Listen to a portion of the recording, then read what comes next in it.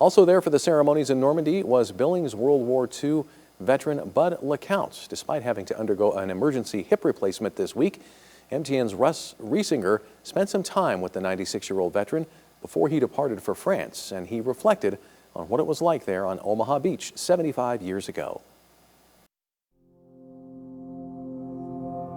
I was going to wait and go for the 80th anniversary.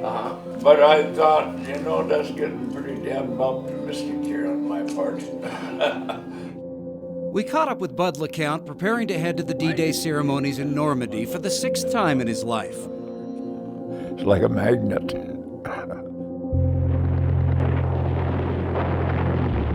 He first set foot on Omaha Beach on June 7, 1944, the day after the Allied invasion began. When I landed, the chaos on that beach was just unbelievable and impossible to describe. Oh God, there was more dead and destroyed equipment, trucks burning. A guy can't describe it because you don't see very much of it. First place, you're so damn scared you can't see. LaCounte had already been through a lot before that June day at the beach. A Chippewa Indian, he was taken away from his parents at the age of 6 and sent to the Fort Totten Indian School. He wouldn't see his family again for 9 years. They were gonna take the Indian out of us and make white folks out of us or something, was their intent. So they gathered up hundreds of little kids, 5, 6, and 7 years old. Where I was, there was about 400 little kids there. At the age of 18, he hopped a freight train from Montana to Seattle, then took a ship to Alaska to work construction on a submarine refueling base in Dutch Harbor. I was working up there when the Japanese bombed us up there. They really raised hell. A short time later, LaCounte was drafted and assigned to an Army anti-aircraft unit. Just days after his 21st birthday, he was driving a Jeep off a landing craft and mostly underwater onto Omaha Beach, a day he'll remember for a couple of reasons. When I saw the chaos and realized what we were doing, it scared the living hell out of me.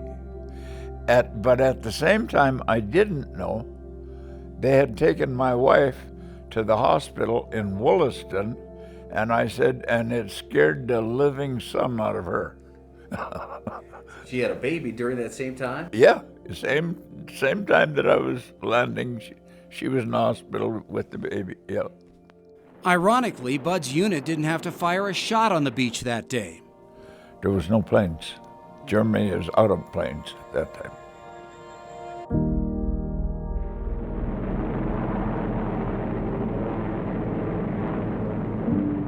But he remembers the carnage of the battle, the destroyed equipment, the dead bodies that he saw buried in trenches.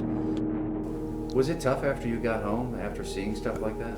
Well, yeah, but it didn't affect me like it did a lot of people. A lot of people just couldn't stand that, you know. I got home and got a job and went to work.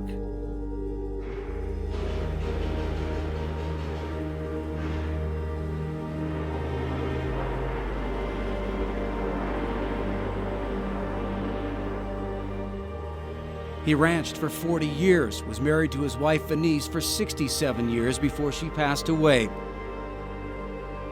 And at the age of 96, he still finds his way to the dance floor regularly. Bud is always there to dance with all of us gals. Good dancer. He'll do anything for you. He's just a wonderful guy. I don't know if I can talk about Bud without crying. I love to sit and listen to him and his stories from the time he was 6 years old and was taken away from his family till now when he's 96, and all he's been through and the places he's seen, and he is just an awesome man. Once I became of age and starting to look into the military, that became a big factor in wanting to follow in my great-grandfather's footsteps and be able to serve in the military just like he did.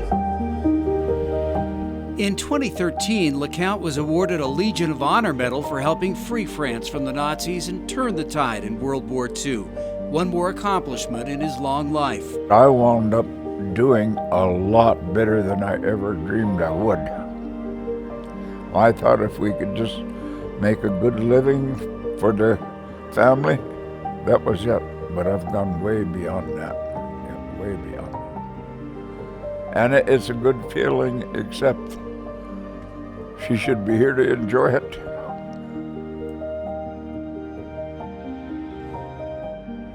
"75 years after that fateful day at the beach, there is still reason to be grateful for men like Bud LaCounte, who made it home to tell the story, and also all of those who didn't." In Billings, Russ Riesinger reporting for MTN News. And Bud was sitting right behind President Trump while he spoke at the American Cemetery in Normandy today.